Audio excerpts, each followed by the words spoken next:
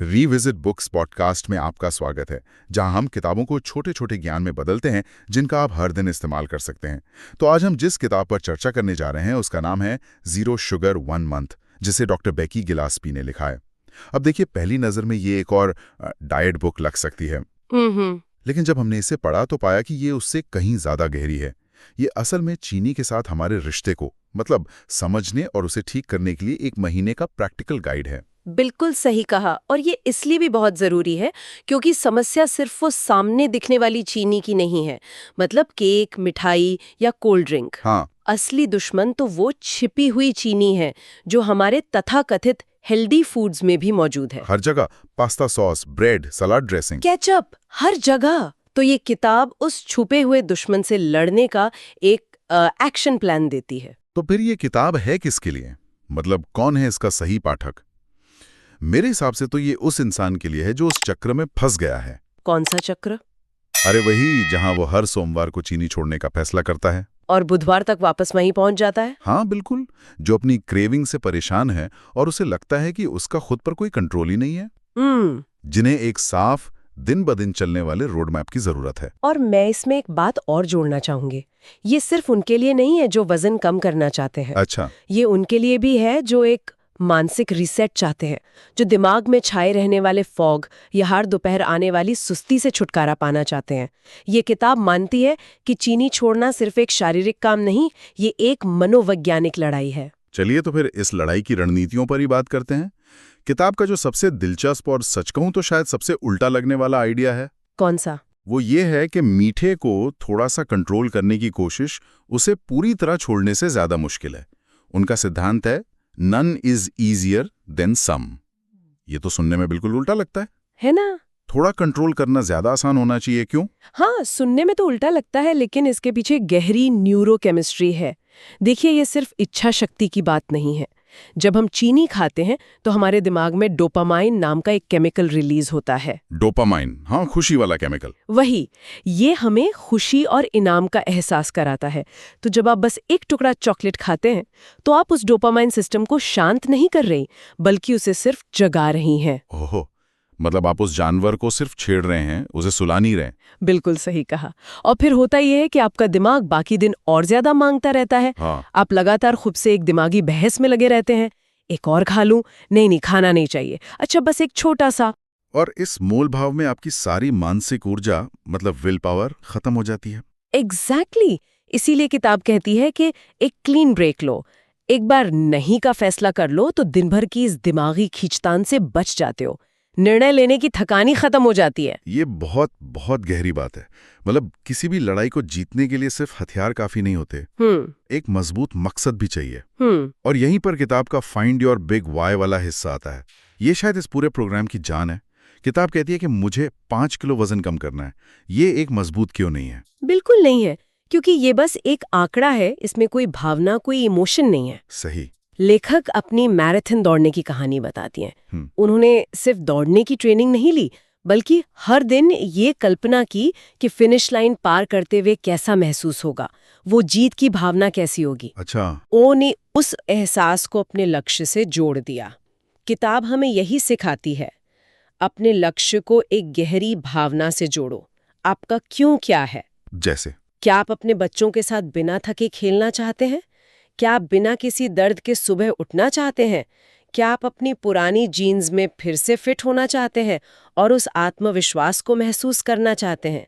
जब आपका क्यों भावनात्मक रूप से मजबूत होता है तो कैसे बहुत आसान हो जाता है। ठीक है, मैं समझा। तो मानसिकता तैयार है, हमारा क्यों भी मजबूत है।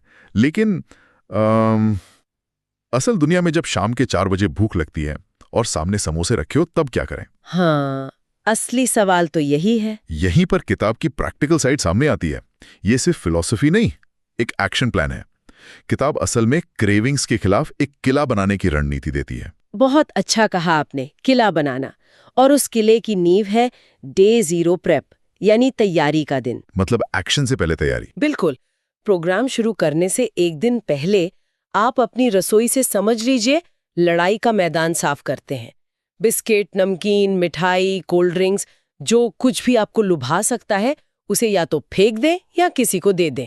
और अपने रसोई को उन चीजों से भरते हैं जो आपकी मदद करेंगी। हाँ, जैसे सब्जियां, फल, अंडे, नट्स। ये तैयारी उस करने को आसान बनाती है ताकि जब एक्शन लेने का समय आए तो आपके पास कोई बहाना ना हो। तो नींव रख दी, अब किले के अंदर हथियारों की जरूरत पड़ेगी। यहीं पर सर्वाइवल पैक का आइडिया आता है। मुझे ये बहुत पसंद आया। ये बिल्कुल वैसा है जैसे आप लंबी ड्राइव पर जाने से पहले अपनी गाड़ी में एक स्टेपनी रखते हैं। हाँ, सही उदाहरण है। आप उम्मीद करते हैं कि उसकी जरूरत नहीं पड़ेगी, लेकिन जब टायर पंक्चर होता है तो आप शुक्र मनाते हैं कि वो आपके पास है। एकदम सही। सर्वाइवल पैक आपका वही सेफ्टी नेट है। आप अपने बैग में या डेस्क पर हमेशा कुछ हेल्दी स्नैक्स रखते हैं, जैसे मुट्ठी भर बादाम, एक उबला अंडा या चीज का एक टुकड़ा। क्योंकि हम सबसे खराब खाने के फैसले तभी लेते हैं जब हम बहुत भूखे, थके हुए और बिना तैयारी के होते हैं। ये पैक आपको उन कमजोर पलों में बचाता है।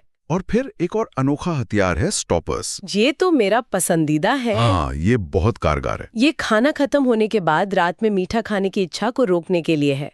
किताब कहती है कि खाना खत्म होते ही कोई स्टॉपर इस्तेमाल करो। जैसे तुरंत जाकर दांत ब्रश कर लो, या एक कप तेज पुदीने की चाय पी लो, या फ्लॉस कर लो। ये दिमाग को एक साफ संकेत देता है कि भाई अब रसोई बंद हो गई है। हाँ, ये एक शानदार तकनीक है क्योंकि ये एक आदत को दूसरी आदत से बदल रही है। लेकिन मैं यहाँ एक बात कहना चाहूंगी। बताइए। ये तभी काम करती है जब स्टॉपर खुद एक आदत बन जाए। कई लोग इसे एक और काम की तरह देखते हैं और कुछ दिनों में छोड़ देते हैं।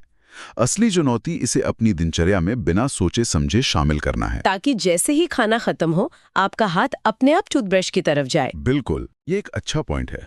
अब एक और टूल की बात करते हैं जिस पे मुझे थोड़ी शंका थी, सच कहूं तो। अच्छा। वो है I did it report card. मतलब हर दिन के आखिर में एक बॉक्स पर टिक लगाना कि हाँ, मैंने आज अपना लक्ष्य पूरा किया। मुझे लगा, एक मिनट, ये स्टिकर चार्ट वाली बात, क्या ये वाकई एक वयस्क इंसान के लिए काम करती है? सुनने में थोड़ी बचकानी लगती है। आपकी शंका बिल्कुल जायज है। ये सुनने में बहुत सरल और बचकाना लगता है, लेकिन इसके पीछे मनोविज्ञान का एक बहुत शक्तिशाली सिद्धांत काम करता है। वो क्या है? हम इंसान छोटे छोटे इनामों से प्रेरित होते हैं। जब आप उस बॉक्स में टिक लगाती हैं तो आपके दिमाग को तुरंत एक छोटी सी जीत का एहसास होता है। आपको तुरंत संतुष्टि मिलती है।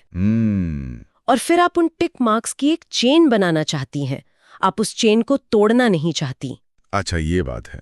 ये आपको गति देता है। ये सकारात्मक सुदृढ़ीकरण जैसा भारी शब्द इस्तेमाल करने के बजाय बस ये समझें कि ये हमारे दिमाग को हर दिन एक छोटी सी शाबाशी देने जैसा है। और शाबाशी किसे पसंद नहीं। ठीक है, मैं समझा। तो हमने मानसिकता समझ ली, किलेबंदी कर ली, हथियार जमा कर लिए, लेकिन फिर किताब बीच में एक नया मोड़ लेती है। हाँ, लगभग 16वें दिन। ये सिर्फ चीनी के बारे में नहीं रह जाती। ये चुनौती को एक कदम और आगे ले जाती है और एलिमिनेशन ट्राइफेक्टा का परिचय देती है। हाँ, और ये दिखाता है कि ये प्रोग्राम कितना व्यापक है। ट्राइफेक्टा में 3 चीजें शामिल है: चीनी, मैदा और इंडस्ट्रियल सीड ऑयल्स। मतलब वनस्पति तेल, जैसे सोयाबीन, कनोला और मक्कई का तेल। बिल्कुल। किताब का तर्क है कि ये तीनों चीजें अक्सर प्रोसेस्ड फूड्स में एक साथ पाई जाती हैं और शरीर में सूजन यानी इन्फ्लेमेशन पैदा करने के लिए जिम्मेदार हैं। लेकिन लोग पूछ सकते हैं कि चीनी छोड़ते छोड़ते अचानक मैदे और तेल पर क्यों आ गए? ये थोड़ा ध्यान भटकाने जैसा नहीं लगता? मैं अनहा किसी बड़े वज़ीरे से देखे तो नहीं, ये ध्यान भटकाना नहीं बल्कि जड़ तक पहुंचना है। अच्छा। प्रोग्राम का लक्ष्य सिर्फ चीनी छोड़ना नहीं बल्कि शरीर को हील करना है। और किताब के अनुसार ये तीनों चीजें मिलकर शरीर की हीलिंग प्रक्रिया में बाधा डालती है। ये सबसे बड़े अपराधी यानी चीनी से शुरू होता है और फिर उसके साथियों को भी पकड़ता है ताकि आपको बेहतर नतीजे मिले। मतलब ये आपको समग्र स्वास्थ्य की ओर ले जाता है। बिल्कुल। और इसी लॉजिक को आगे बढ़ाते हुए प्रोग्राम के आखिर में आर्टिफिशियल स्वीटनेस को भी हटाने की बात की गई है। हाँ, क्योंकि अंतिम लक्ष्य सिर्फ चीनी छोड़ना नहीं है। तो फिर क्या है? बल्कि आपके स्वाद की ग्रंथियों मतलब टेस्ट बड्स को मिठास की लत से पूरी तरह रीसेट करना है। जब आप हर तरह की मिठास छोड़ देती हैं, चाहे वो असली हो या नकली, तब आपको गाजर और टमाटर जैसी चीजों की प्राकृतिक मिठास भी महसूस होने लगती है। आपका तालू रीसेट हो जाता है। तो कुल मिलाकर देखें तो जीरो शुगर 1 मंथ एक डाइट बुक से कहीं बढ़कर है। बहुत बढ़कर। ये शरीर और मन दोनों के लिए 1 महीने का ट्रेनिंग प्रोग्राम है। ये आपको सिर्फ नियम नहीं देता बल्कि उन नियमों का पालन करने के लिए मानसिकता, उपकरण और भावनात्मक समर्थन भी देता है। इसका सबसे बड़ा संदेश यही है कि स्थायी बदलाव लगातार छोटे दैनिक कार्यों से आता है। ये रातों रात नहीं होता। ये गति बनाने और नई आदतें डालने के बारे में है। किताब ये भी मानती है कि इस सफर में क्रेविंग्स, थकान या चिड़चिड़ापन जैसे असहज क्षण आएंगे, लेकिन वो हमें इनके लिए भी तैयार करती है और बताती है कि ये प्रक्रिया का एक सामान्य और अस्थायी हिस्सा है। अंतिम लक्ष्य क्रेविंग से आज़ादी और एक स्वस्थ, ज्यादा ऊर्जावान जीवन है। आखिर में सोचने वाली बात यह है कि क्या ये किताब सिर्फ चीनी छोड़ने के बारे में है, या फिर ये हमें सिखा रही है कि आधुनिक दुनिया में अपनी सेहत को बचाए रखने के लिए हमें थोड़ा असुविधाजनक होना पड़ेगा। गहरा सवाल है। शायद असली आज़ादी उन चीज़ों को ना कहने में है जिन्हें समाज ने नॉर्मल बना दिया है, लेकिन वो हमारे शरीर के लिए अच्छी नहीं है। ये था आज का विश्लेषण। हालांकि यह चर्चा पुस्तक के पूरे पाठ का स्थान नहीं ले सकती, लेकिन यह इसकी शिक्षाओं की एक झलक जरूर दे सकती है। मुझे आशा है कि आपको यह चर्चा उपयोगी लगी होगी और मैं आगे भी आपके साथ साझा करने के लिए उत्सुक हूं। मुझे बताएं कि आप अगली बार किस पुस्तक पर चर्चा सुनना चाहते हैं।